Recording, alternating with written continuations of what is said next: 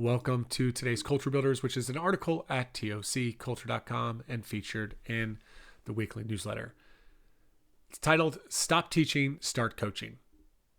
Tim Gallwey was a tennis pro. Now, one afternoon, he got tired of his job teaching tennis.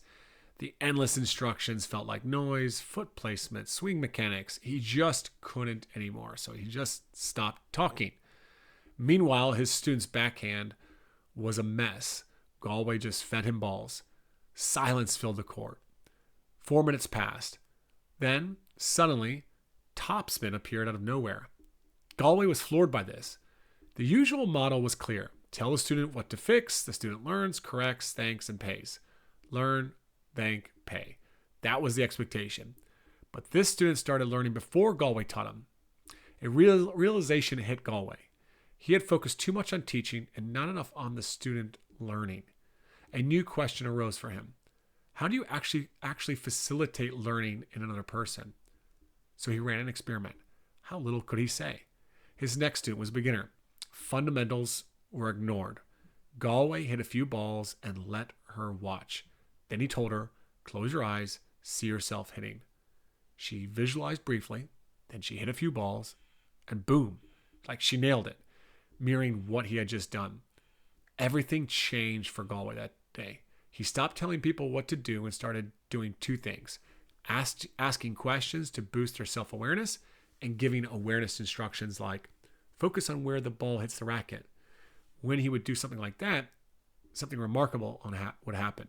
The student, focusing on the contact point, would start hitting clusters near the center. No criticism was offered, barely any praise was given, and a lot of quiet filled the lessons. Teaching died, coaching was born. And people at his tennis club, they loved it. So they said, write a book. And he wrote The Inner Game of Tennis. Now the publisher hoped for $20,000 or 20,000 books to be sold. It sold millions instead. The reason? It wasn't really about tennis, but about human performance in general. Across the pond, an English businessman and racer, John Whitmore, read it. He was fascinated and he flew halfway around the world to learn from Gallwey. Whitmore saw the bigger picture. This wasn't just for the tennis court. Whitmore took those coaching principles and applied them to the business world. His goal was to unlock human potential in organizations. Gallwey showed what coaching was, unlocking inner obstacles. Whitmore figured out how to do it, developing structured conversations and models that gave people ownership. Both Gallwey and Whitmore are now considered founders of leadership coaching, a $20 billion industry projected to reach $30 billion in the next few years. Whitmore would go on to found Performance Consultants. He also wrote Coaching for Performance, now in its 6th edition. Tiffany Gaskell, CEO of Performance Consultants and the author of the latest edition of that book, recently discussed coaching as a leadership style on the Coaching Culture podcast, emphasizing that coaching is not just a profession or industry. Both Gallwey and Whitmore understood this. Real coaching isn't telling. It's making people aware. They become observers of their own stuff, including emotions, stories, and decisions. Gallwey's definition of coaching is this: simply helping people pay attention to their own experience in ways that foster their growth and development and move towards their goals. Whitmore wants to define coaching this way. There's ultimately only one question in coaching. Who are you? I think that is what we are trying to help people do.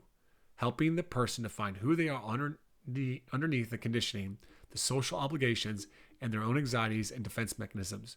To move beyond that stuff, to find out who you really are. Coaches hold space for others. They ask the tough questions and they encourage people to think and get a clearer picture, both in their head and in their heart. So wherever you are a leader, stop teaching and telling. Start coaching. Better conversations help people to get to what really matters.